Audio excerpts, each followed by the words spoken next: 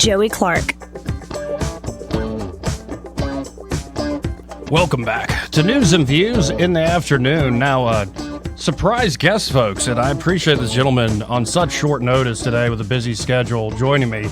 James Lindsay is on the show now. Hey, James, how are you, sir? Hey, I'm good, thanks.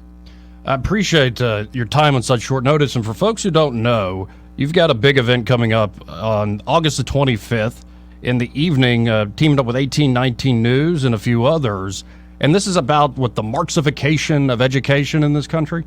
Yeah, looking forward to coming out and telling people. That's the title, by the way, of my latest book, which came out in December of last year, The Marxification of Education. And I want to clarify for people how education's been stolen out from underneath our children. Yeah, and this has deep roots, right? You've done the scholarly research. I haven't, but the name that comes to mind, is it Fermi? Freire. Freire, okay. Yeah, so Freire is a Brazilian Marxist and liberation theologian, that's a fancy term that means a communist pretending to be a Catholic. And so he created this entire educational program in Brazil in the 1960s that went over so poorly that they exiled him from the country, and then he went and studied up some more formal communist theory in Chile eventually with some communist priests, and was able to formulate a model of education that the shortest way to express it is that it uses the academic material as an excuse to have political conversations instead of to do actual education. And so that allows you to steal education and turn it into Marxist brainwashing without people being able to catch on that they've turned it into Marxist brainwashing. Well, and this is the classic kind of parasite strategy that's happening in education. I think you've also pointed this out, happening in corporations and media and the university system in particular. Yeah, that's right. So I'll give you an idea, a sense of how it works. This is a real example, by the way, from a real teacher training in the state of Indiana, from an actual teacher that gave it to me. They're taught to look at a math word problem. This happened to be for second grade math class. You know, Johnny's riding in the car on his way to an amusement park with his mom and dad, and they have 50 miles to get to the amusement park.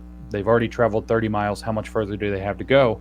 And so you normally would think, well, you put it up there and you teach them how to get the subtraction problem out of the words, and you solve it, and then you give them a sentence back. They have 20 miles to go, right?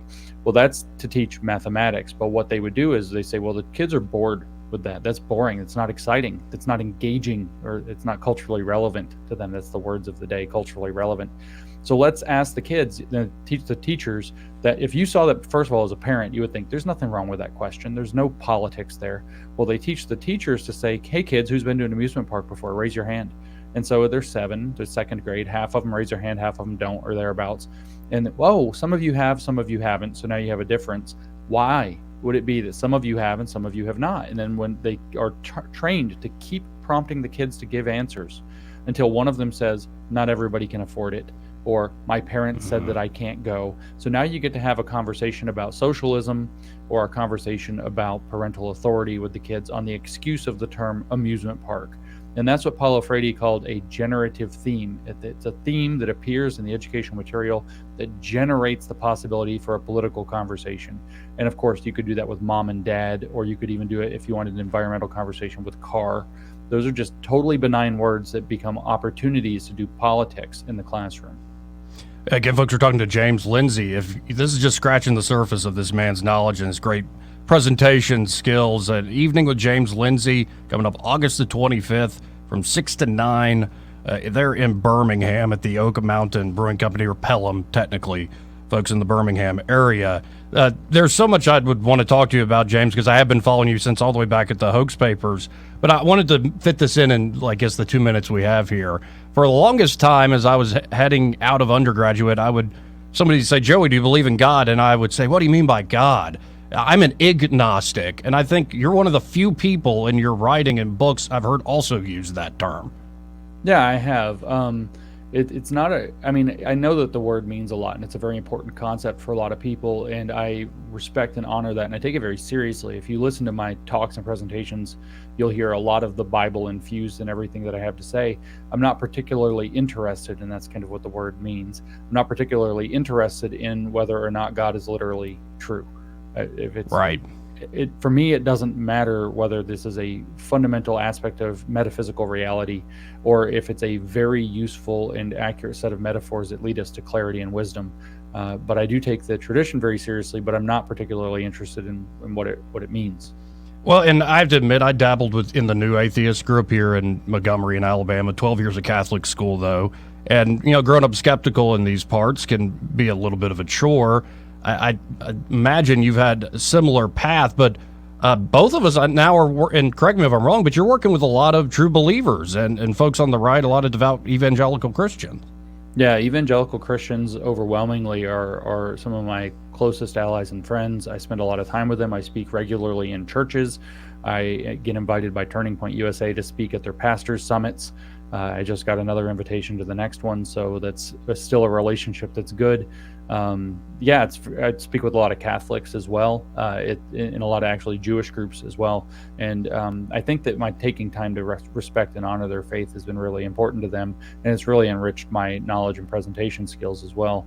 But yeah, they're easily my closest friends and allies these days. Well, and I find myself in the position of saying to them, I really do respect your traditions. Let me wrestle with the books of Scripture, especially I can't get out of the book of Job, for instance. But I'll tell them, like, hey, I can't go all the way with you guys. I'm just not there in that frame of mind. But then I'll hear critics from, leftists, progressives, commies, and I want to turn to them and have some GD respect, guys. Do you not respect this 1,000+ year tradition? Do you think there is sort of a larger movement where it's not literally a particular Christian sect is taking over, but a lot more people are wrestling with these deeper concepts?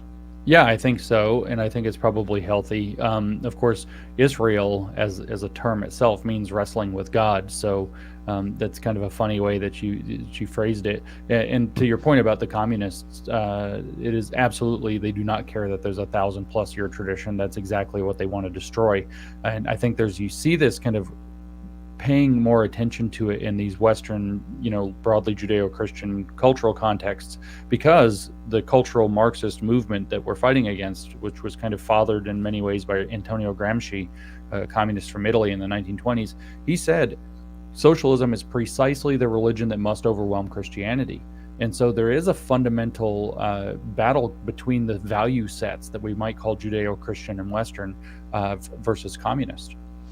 Fascinating, and I would love to keep going, but I want to be sensitive of your time. I really appreciate it, James, and I should be there that evening, the evening with James Lindsay. Look forward to meeting you. Yeah, looking forward to that. Well, I appreciate it, and talk again soon. Thank you, sir. Again, that's James Lindsay. Evening with James Lindsay. You can go to 1819news.com and check it out. It's going to be James, Brian Dawson, Dr. Robert Jones. It will be at Oak Mountain Brewing Company. They're in Pelham, Alabama. Oak Mountain Brewing Company, 6 to 9, August the 25th, coming up here. So get your tickets there at 1819news.com. We got to hit this top of the hour break.